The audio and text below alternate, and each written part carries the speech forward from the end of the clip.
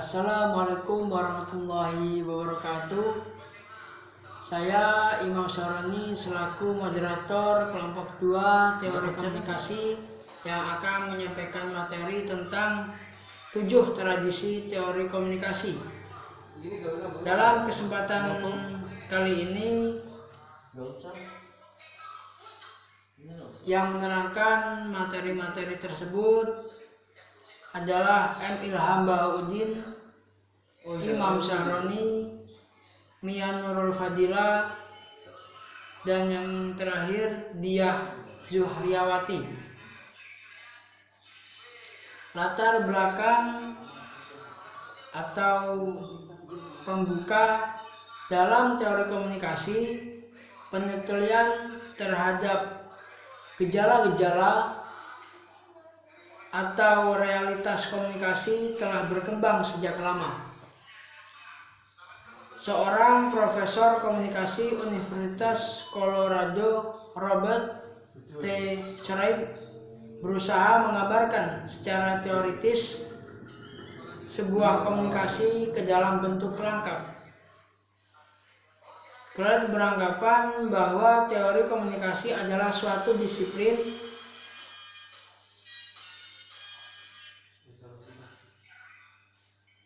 yang praktis yang didasari oleh kehidupan yang nyata dengan masalah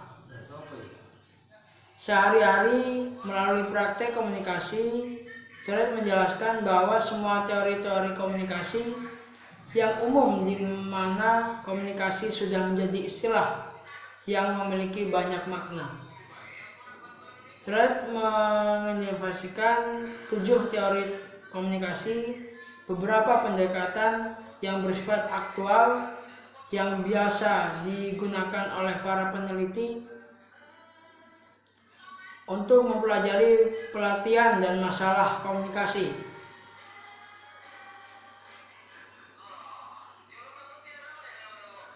Saya mengatakan bahwa komunikasi merupakan proses primer menyangkut pengalaman kehidupan manusia, yaitu bahwa komunikasi membentuk kenyataan.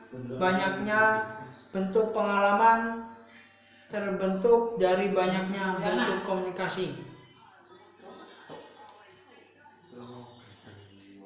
7 komunikasi tersebut ialah semiotik, fenomenologi, sibernetika, sosiopsikologis, sosiokultural, kritis, dan retoris.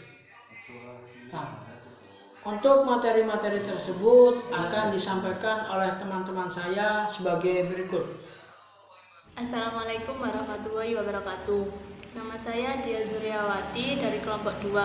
Di sini saya akan sedikit menjelaskan tentang tradisi teori sibernetika.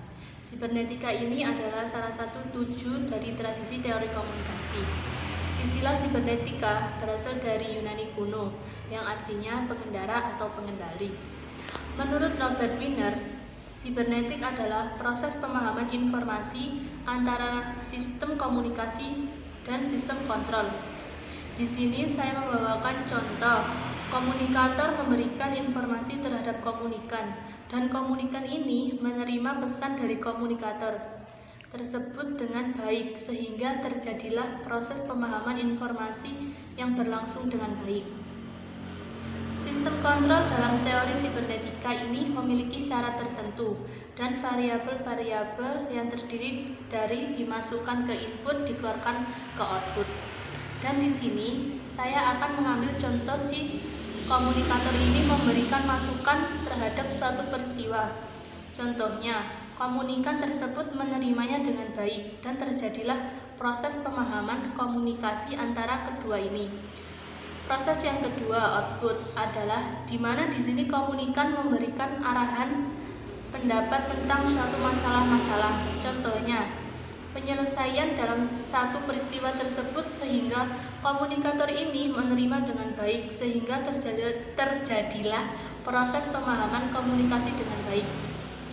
Tradisi sibernetika ini memandang komunikasi sebagai sistem kontrol.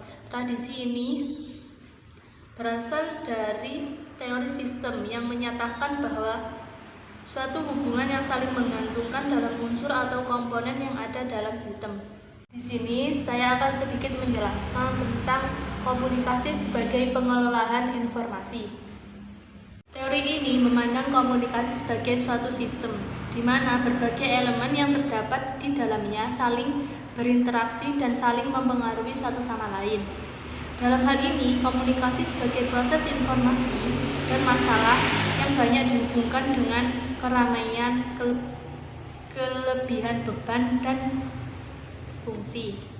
Tradisi ini berkaitan dengan proses pembuatan keputusan.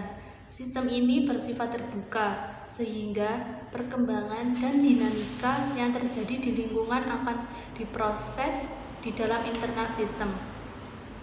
Sibernetika digunakan dalam topik-topik tentang diri individu, percakapan, hubungan interpersonal, kelompok, organisasi, media, budaya, dan masyarakat. Contoh lain adalah proses pembuatan kebijakan publik oleh lembaga pemerintah, di mana tradisi sibernetik dapat menjelaskan terdapat proses sosialisasi untuk mendapatkan feedback dari publik sebelum suatu kebijakan ditetapkan secara permanen.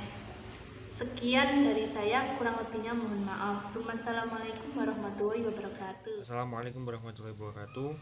Saya Ilham Bahaudin dari kelompok 2. Di sini saya akan menjelaskan tentang tradisi sosiopsikologis. Tradisi sosiopsikologis adalah salah satu dari 7 tradisi dalam teori komunikasi. Tradisi ini menggunakan model sebab akibat, yang berarti teori komunikasi ini dikaji dari pandangan yang menyatakan bahwa perilaku seseorang dipengaruhi oleh sesuatu yang lain. Psikolog sosial menyebutnya sebagai variabel.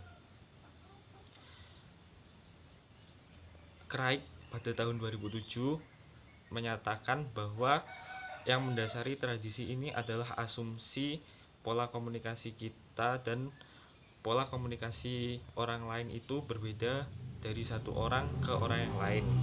Di dalam tradisi ini melibatkan pembahasan tentang perilaku, personalitas, emosi, persepsi, dan sikap interaksi. Misalnya ketika kita berkomunikasi dengan orang yang kita sukai dan orang yang kita benci, pasti sikap kita akan berbeda. Dengan demikian, kita akan melihat keterkaitan bagaimana situasi sosial yang berdampak dan mempengaruhi bagaimana melakukan penilaian atas seseorang yang memiliki potensi disebabkan oleh faktor kepercayaan dan kombinasi pada perasaan penilai. Sekian dari saya. Wassalamualaikum warahmatullahi wabarakatuh. Assalamualaikum warahmatullahi wabarakatuh. Nama saya Mia Nurul Fadila. Saya akan menjelaskan tentang tradisi sosiokultural. Inti dari tradisi ini adalah interaksi yang kita lakukan sehari-hari dengan orang lain sangat bergantung pada yang sudah ada sebelumnya dan memiliki pola budaya dan struktur sosial. Intinya, seorang individu itu adalah bagian dari kelompok yang besar yang memiliki aturan dan pola interaksi yang sangat unik. Contohnya budaya di Jawa dan di Sumatera. Kebetulan nenek saya itu orang Sumatera dan ayah saya orang Jawa, jadi saya mengerti perbedaannya. Untuk yang di Sumatera seperti nenek saya itu cara bicaranya dengan menggunakan cara interaksinya, maksudnya itu menggunakan nada yang sedikit keras dan seperti orang teriak-teriak, dan bicaranya itu cepat. Kalau di Jawa seperti ayah saya itu bicaranya nggak terlalu keras, jelas, dan nggak cepat-cepat gitu kayak buru-buru gitu, enggak, jadi pelan-pelan kalau di Jawa. Nah seperti itu contohnya. Kemudian untuk berteori dengan menggunakan tradisi ini, kita harus menunjukkan kita itu lebih sensitif terhadap berbagai orang yang hidup di sekitar kita. karena mereka itu memiliki karakteristik yang berbeda-beda. Kan setiap daerah itu pasti banyak budaya yang berbeda-beda. Nah, jadi kita harus sensitif terhadap perbedaan tersebut. Kemudian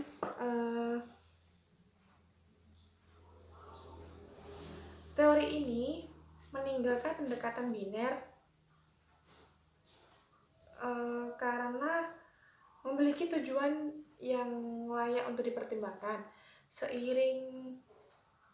Seiring dengan orang banyak berinteraksi, maka mereka akan menghasilkan, memelihara, dan memperbaiki serta mengubah.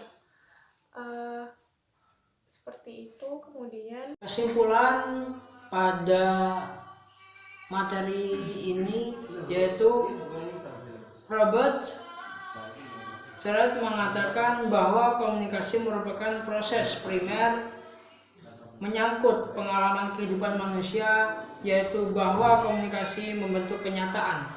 Banyaknya bentuk pengalaman terbentuk dari banyaknya bentuk komunikasi. Dan Charlotte membagi komunikasi dalam 7 tradisi, yaitu semiotik, fenomenologi, sibernetika, sosiopsikologi, sosiokultural, krisis, dan retoris. Tradisi semiotik memfokuskan pada tanda dan simbol, memperlakukan komunikasi sebagai jembatan antara dunia privasi para individual dan arti tertentu dari tanda yang mungkin atau tidak mungkin dibagi. Mungkin sekian atau cukup kesimpulan yang saya sampaikan, dan kami selaku kelompok 2, bila ada kata-kata yang salah atau kurang jelas, mohon maaf sebesar-besarnya. Wabillahi taufiq wal hidayah wa ridha wal inayah. Wassalamualaikum warahmatullahi wabarakatuh.